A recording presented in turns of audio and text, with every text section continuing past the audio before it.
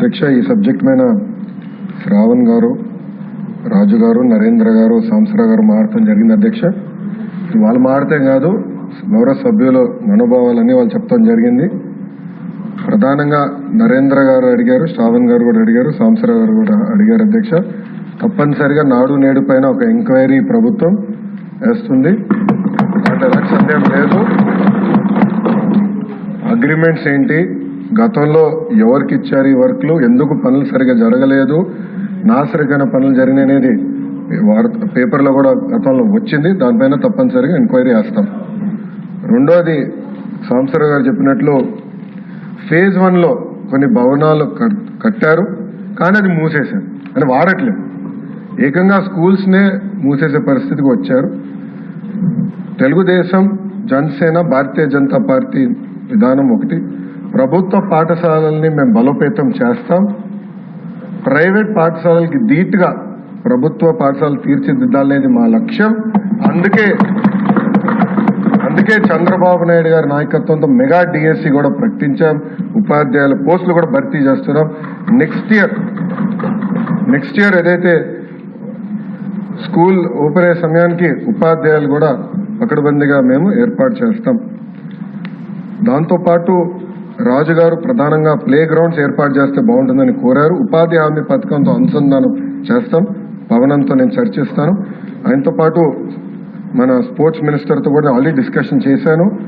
Inter school competition ఎట్లా పెట్టాలి, inter district competitions ఎట్లా ఏర్పాటు చేయాలి, కేవలం స్పోర్ట్సే కాదు ఆర్ట్స్ అండ్ క్రాఫ్ట్స్ని ఎట్లా ప్రోత్సహించాలి అని దానిపైన మేము కూడా డిస్కస్ చేస్తున్నాం.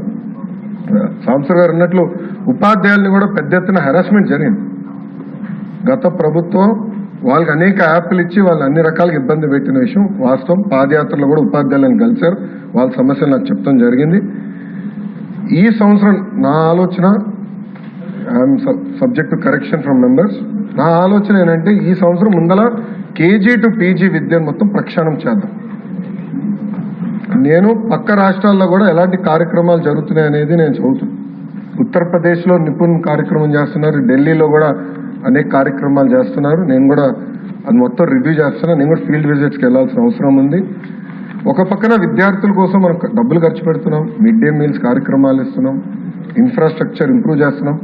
కానీ లెర్నింగ్ అవుట్కమ్స్ ఏంటి? ఎందుకంటే మంగళగిరిలో కూడా నేను ఉపాధ్యాయులను కలిసినప్పుడు వాళ్ళు అదే అడిగారు. 6వ తరగతి వరకు మీరు ఏం నేర్పించకుండా మాకు తోయేసి మంచి మార్కులు రావాలంటే ఎట్లా వస్తాయి? సో లెర్నింగ్ అవుట్కమ్స్ ఎట్లా మెజర్ చేయాలి అని దానిపైన కూడా మేము చర్చిస్తున్నాం. కేజీ టు పీజీ నేను పాదయాత్రలు కూడా చెప్పాను, కరికులంని బలోపేతం చేయాలి, రీవర్క్ చేయాల్సిన అవసరం ఉంది. అది చేసే ముందర పక్క రాష్ట్రాల్లో ఏం జరుగుతుందో కూడా నేను చూస్తున్నాను అధ్యక్ష. దానివల్ల వాళ్ళకి వచ్చిన అవుట్కమ్స్ ఏంటి అనేది మేము చదువుతున్నాం. ఆ మొత్తం రోడ్ మ్యాప్ ప్రిపేర్ చేసి సంఘాలతో కూడా మేము చర్చించి అందరు బయ్యన్ అయిన తర్వాత ఆ రోడ్ మ్యాప్ ప్రజల ముందర పెట్టాలనేది నా లక్ష్యం. దాని తర్వాత ప్రజల దగ్గర నుంచి కూడా అభిప్రాయ సేకరణ చేసిన తర్వాత ఆ కార్యక్రమాన్ని మేము అమలు చేసి నెక్స్ట్ అకాడమిక్ ఇయర్కి తీసుకొస్తాం.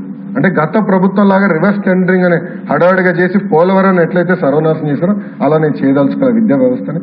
విద్యా వ్యవస్థలో కూడా అనాలోచిత వల్ల చాలా దెబ్బతింది. సిబిఎస్ఈ కరికులం అన్నారు, కొన్ని స్కూల్స్ ఏమో CBSE curriculum with CBSE examination అన్నారు, మళ్ళీ మధ్యలో ఐబీ అన్నారు, తర్వాత టోఫెల్ అన్నారు, డిక్షనరీ అన్నారు. అంటే కొంచెం గందరగోళంగా ఉంది. ఇది మొత్తం కొంచెం స్ట్రీమ్ లైన్ చేయాల్సిన అవసరం ఉంది.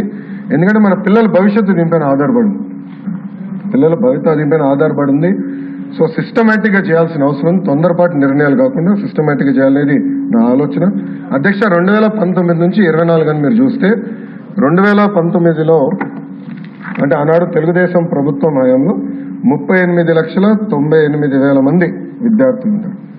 5 సంవత్సరాలు వేల కోట్ల రూపాయలు ఖర్చు పెట్టిన తర్వాత అది 38,26,000 మంది విద్యార్థులకు తగ్గిపోయింది. అంటే 72,117 మంది విద్యార్థులు ప్రభుత్వ పాఠశాలలో తగ్గిపోయారు. ఇది కరెక్ట్ కాదు, అంటే ఎక్కడో లోపాలు జరుగుతున్నాయి, అంటే డౌట్ లేదు. అదేవిధంగా 117 జియో గురించి కూడా సభ్యులు నా దృష్టికి తీసుకొచ్చారు. అది కూడా మేము డిస్కషన్లో ఉంది. దానిపైన కూడా తొందరలోనే ఒక నిర్ణయం తీసుకుంటాం. కానీ ఎన్డీఏ ప్రభుత్వ ఆలోచన వెరీ క్లియర్. ఉపాధ్యాయులు నియమిస్తాం, ఆగిపోయిన పనులు పూర్తి చేస్తాం, జరిగిన పనులపైన తప్పనిసరిగా ఎంక్వైరీ చేస్తాం. Thank you. మంత్రి గారు మంత్రి గారు సభ్యులకి వచ్చిన ఏంటంటే ఎంక్వైరీ జరగాలి, దానికి మీరు తీసుకునే చర్యలు ఇది అవసరమైన చెప్తే బాగుంటుంది నా ఉద్దేశం. అధ్యక్ష, సభ్యులు గౌరవ సభ్యులు ఎంక్వైరీ కోరారు అధ్యక్ష, తప్పనిసరిగా ఎంక్వైరీ చేస్తాం అధ్యక్ష. దాని తర్వాత నెక్స్ట్ సెషన్ అంటే ఎంక్వైరీ నివేదిక వచ్చిన తర్వాత నెక్స్ట్ సెషన్ లో నేను టేబుల్ చేస్తాను. Okay, thank you. లేదు శ్రావణ్ ప్లీజ్ శ్రావణ్ గారు